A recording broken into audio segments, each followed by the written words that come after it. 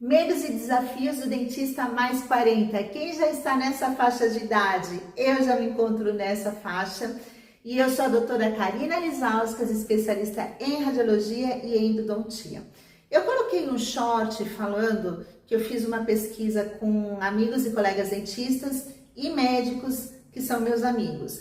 E eu perguntei para eles qual era o maior medo e desafio da profissão de dentista e médico. E foi interessante que todos foram unânimes e falaram que era ficar doente, ter algum problema de saúde e não poder trabalhar mais na odontologia ou voltar mais limitado.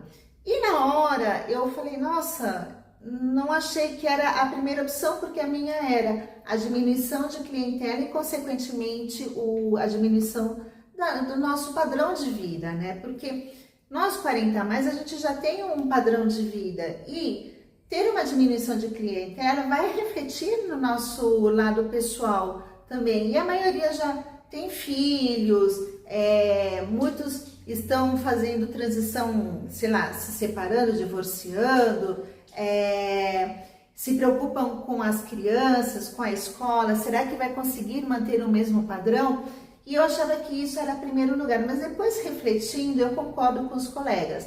O você ficar doente é muito complicado, porque, consequentemente, você não trabalha, não vai ter, não vai receber um salário, digamos assim. E eu vou pegar o caso do meu dentista, que até pouco tempo atrás ele arrebentou aqui o tendão da parte do ombro e ele teve que se afastar do trabalho. E aí ele retornou e ele acabou retornando até um pouco limitado, porque em média ele atendia 5 pacientes por dia, porque fazia cirurgia, implantes, e aí ele teve que diminuir para 3 pacientes durante o dia, porque ele começou a não conseguir levantar o braço, a sentir muita dor, então ele começou a trabalhar mais limitado. Mas qual foi a sorte dele, digamos assim? Ele estava preparado, que é o dentista que se formou ainda nos anos 80, então ele pegou ainda uma época boa da odontologia. E o que ele fez?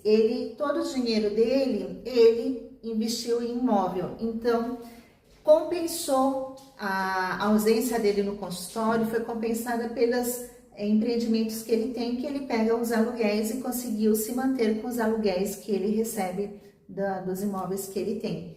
Então, eu fiquei pensando que nós, dentistas, a gente tem um problema até com a educação financeira, porque muitos sabem como ganhar dinheiro, como fazer dinheiro, mas às vezes não sabem como investir ou não se preocupam com isso que a gente pode passar a qualquer momento, não só 40 a mais, como recém-formado também, pode ter algum problema de saúde, e aí vai se questionar assim, será que eu consigo voltar para a odontologia? Será que os pacientes vão entender que eu estou doente e voltarão a tratar comigo? Porque você sabe, o paciente está com dor, não quer saber se você está doente, se você vai voltar semana que vem ou não. Eles querem ser atendidos e muitas vezes eles acabam indo e ficando em outro consultório ou clínica.